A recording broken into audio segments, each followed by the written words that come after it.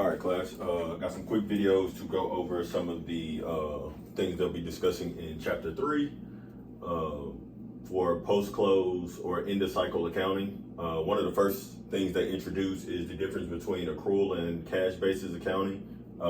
Any company or most companies that you see will use accrual basis. I'll say probably 95% of the companies use accrual basis accounting because it is GAAP. Cash basis accounting is non-GAAP.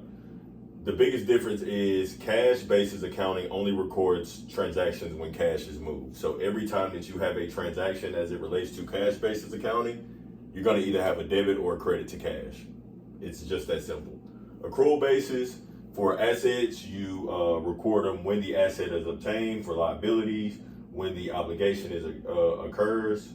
Revenue, you record the revenue when the goods or transactions are provided. The goods or services are provided, not transactions.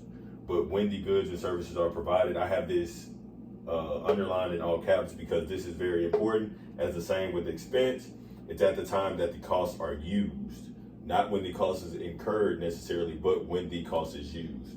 So when we say on revenue, when the goods and services are provided, I think in the chapter 2 homework, they had a situation in which a customer paid in advance, right? So we recorded it as a debit to cash, a credit to deferred revenue. Because we had not done the work yet for that revenue, we could not record revenue. So that's why we recorded a deferred revenue, even though we had already received the cash in the door.